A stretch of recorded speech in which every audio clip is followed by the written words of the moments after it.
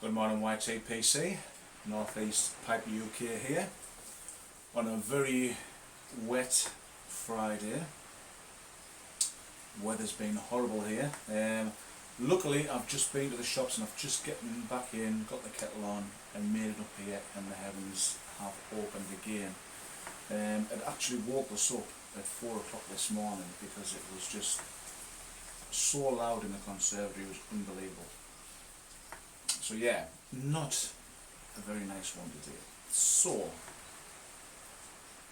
I was having a think, and I noticed there's always sort of like a recurring question that keeps popping up from time to time, and that is the what is best, pipes or cigars?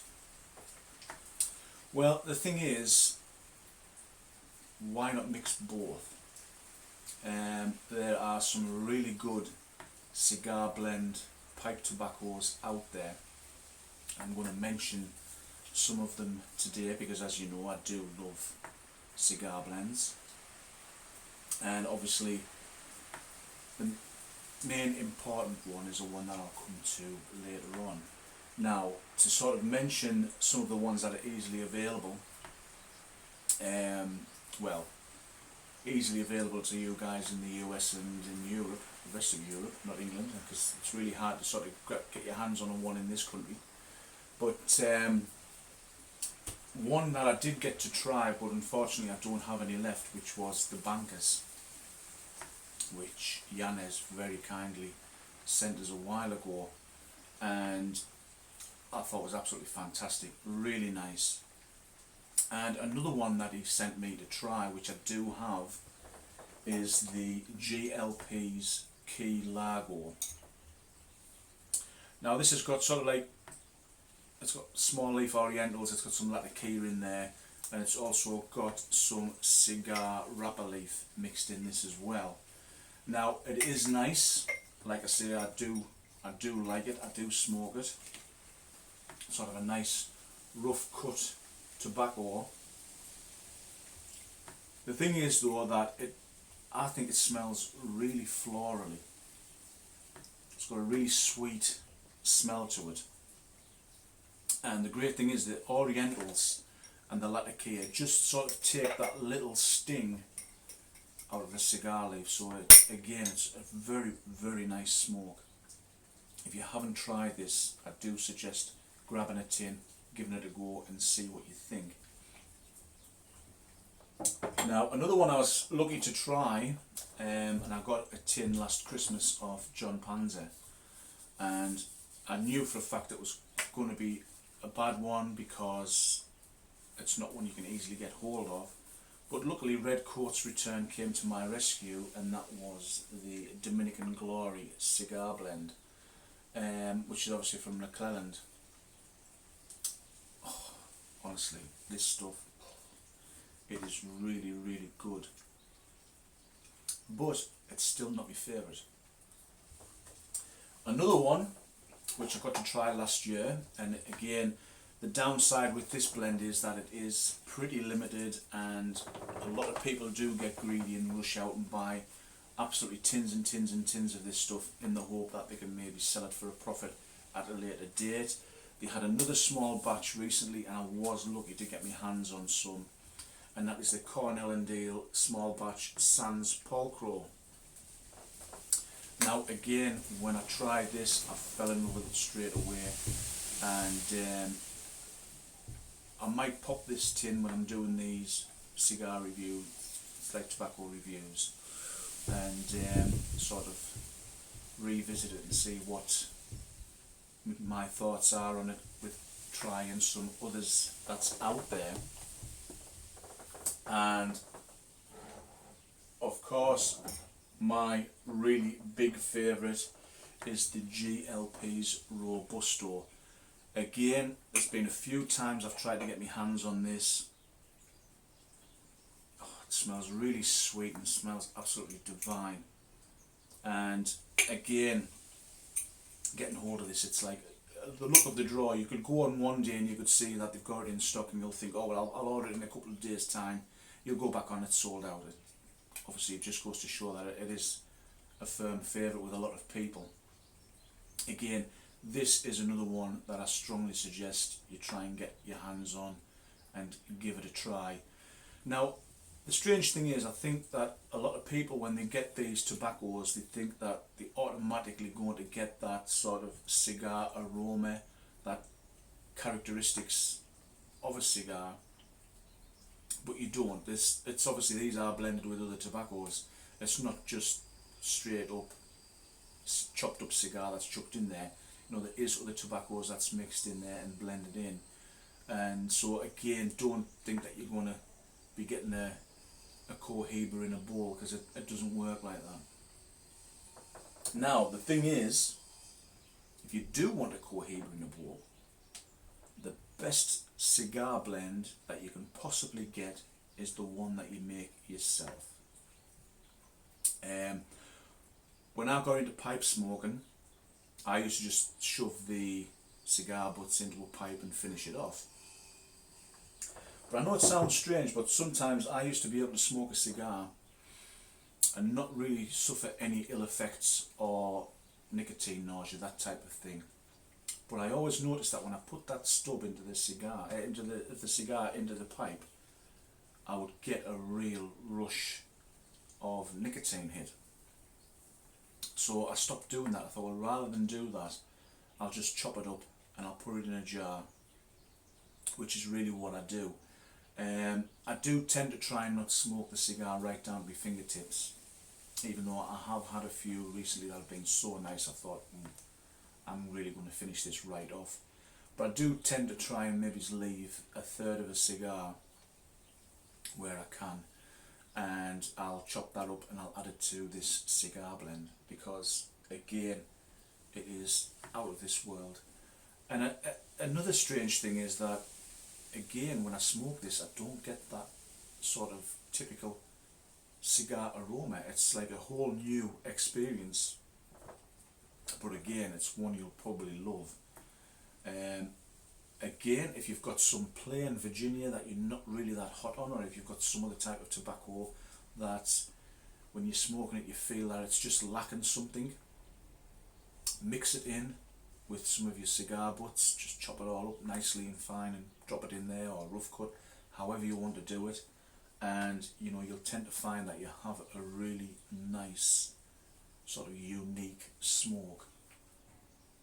I dedicate 2 pipes to my cigar blend.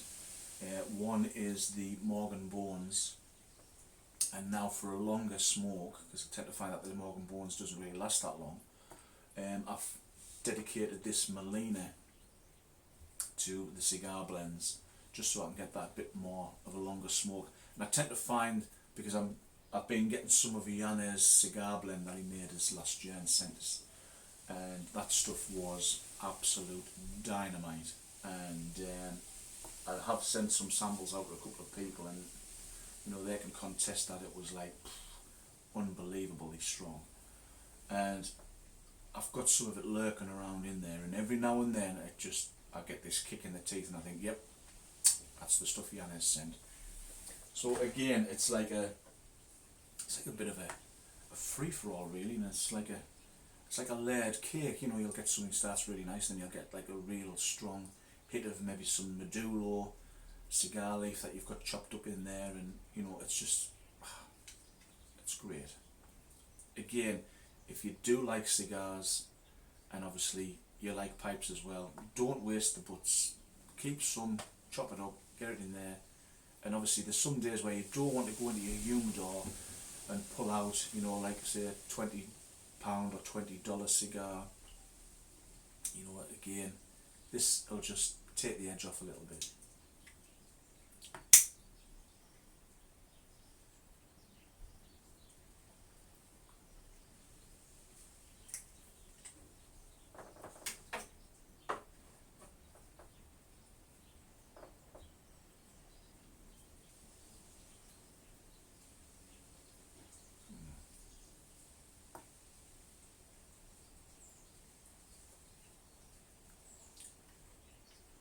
I keep the little raw stone that I got off Redcoat's Return in with mine, and I found that it keeps it at a really nice moisture level.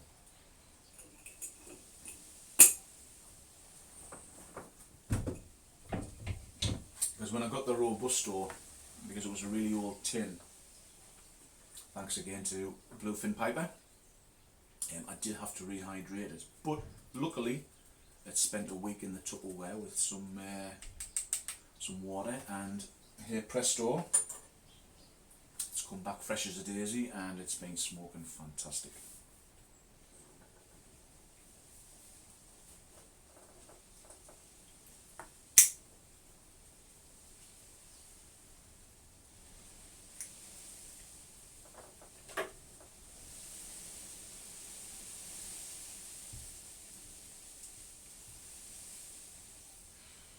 I started my own blend with what I had left over from the Sans Polcro last year. I just put it in a jar, and then I'd sort of started getting back into cigars again, and then I just sort of started chopping it up, adding it to the blend and filled the jar up, and then I started smoking my way through it. So again, if you get a cigar and you don't like it, it doesn't taste nice at all, you're a bit disappointed in it, don't throw it away, get it chopped up, get it mixed in with that, because like I say, it becomes a whole new experience. And the beauty of making your own is you could obviously put in what other tobaccos you like. If you want your cigar blend to have a little bit of a Latakia kick, such as what the Key Largo has, you know, mix in a little Latakia, you know, spice it up and play around with it, and you know, come up with something that you really like.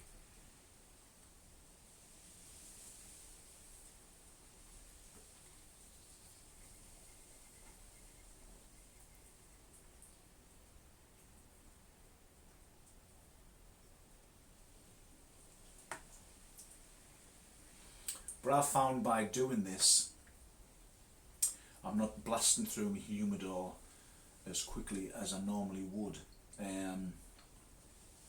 Like I say, I'll come up here, and most of the time now, recently, I'm only having one bowl a day.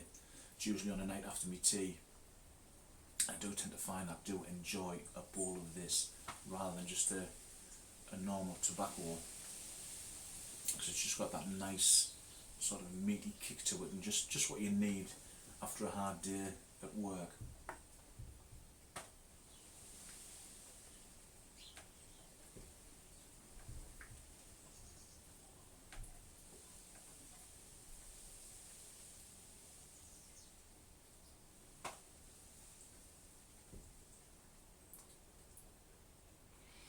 So yes, after doing the flake review the other week, I was going to get some more flakes, but I thought, well, I've just done one on flakes, do I really need to get more tobacco that I don't really need right now? And then I thought, oh yeah, I've got some cigar ones in now. I think we'll revisit those and we'll see what we think of them. So I'm starting with my own blend. Like I say, the great thing is that you're recycling some of your leftover cigars, so you're not like sort of throwing away, you know, a couple of quid's worth of a stub. The only downside is that you might get the holy grail of cigar blends, but unfortunately you're not going to recreate it again unless you take close notes of what you actually put in there. And again, if you start that off, maybe start another jar for other ones as well, so that if you do get a one that you think, you know, wow, this is the one, you do know what cigars you've put in there. But me personally, I think that's just too much of an arse on, because I've not really had a bad one yet where I thought, no, I'm not really keen on that. Every one that I've done, I mean, I think I'm on to about a third or fourth jar now of cigar blend, and everyone's been brilliant. I love it.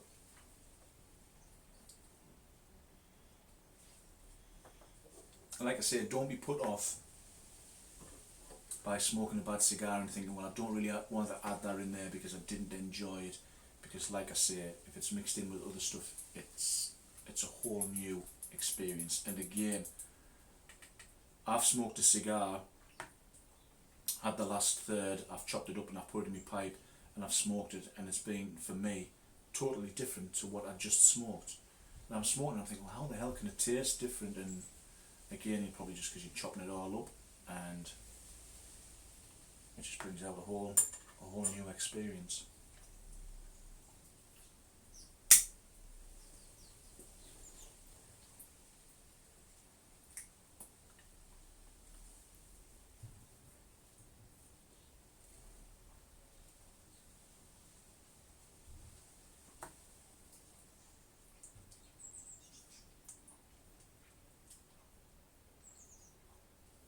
And on a day like this, when it's cold, it's rainy,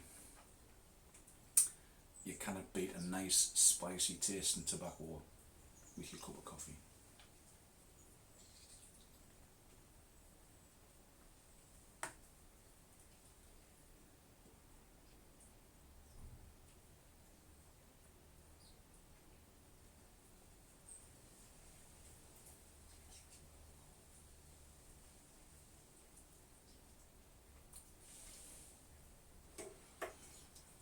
And again, it's unusual because you think of the room note, you think you're going to get that sort of instant cigar smell, but you don't.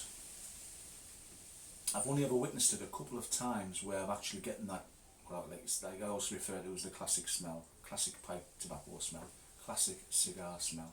You know, when you walk into a room, you instantly know that somebody has been smoking a cigar. I don't get that with this. Again, it's just a whole new experience.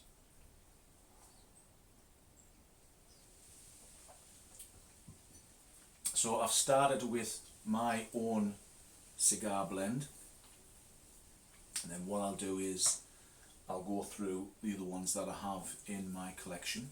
And yes, that does mean I'm going to open a tin of Sans Paul Crow, and I'm going to open the tin of the Dominican Glory, which is going to be dangerous because I know for a fact that when I open them I'm going to chuff my way through them as quickly as possible.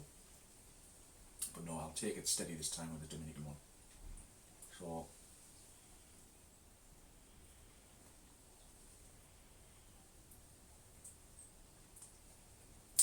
So if you have any suggestions of other cigar blend pipe tobaccos that's out there, please let us know. I'm always on the lookout for them, and obviously want to try them and see what I can get. So, you know, even if you can put a link to the cigar or pipe shop tobacconists, whatever, that sells it, so I can go on there and, you know, get it ordered in, I would really appreciate it. Because again, I do love cigar pipe tobacco. I always remember when I went into the tobacconists in Durham, and I mean, I'm not being funny, I've bought a box of Romeo and Juliet and I've smoked one, it's smoked perfect, it's been absolute heaven. And then I've gotten another one out of the same box and tried it, and it's been absolutely horrible. It's been a bad draw. You know, I'm having to sort of put a pick through it to try and get a draw out of it, and it's not tasted the same. So again, it just shows that even though you get really good quality cigars, they don't always smoke the same. You know, and again, these are the ones that you think, well, it's pretty shite trying to smoke it on its own. I'll get it chopped up and get it chucked into a pipe bowl. But I always remember I was sort of coming off the cigars, and I went into the tobacconists in Durham, which is sadly no longer there, and I said to the chap behind the counter, well, I've been smoking cigars, I'm going to smoke a pipe. What tobacco do you think I should smoke that is like a cigar? And his answer was, quick as a bat, just keep smoking cigars, mate. Obviously. So, and the great thing of that day was he put me onto Latakia, which I've never looked back. So yeah, get yourself some cigar blend made up, and if you do, you know, give it a couple of weeks to sort of blend and mix up in there, and do a video and have a bowl and let us know what your thoughts are. And you know, because you might be missing out on something really nice. Well, thank you for watching. I hope wherever you are, you're safe, you're well, and you're happy. And I know you guys in the States have sort of had a bit of a nasty hurricane over there at the moment, so if you're in the path of that or it's been over, I hope you've got through it unscathed.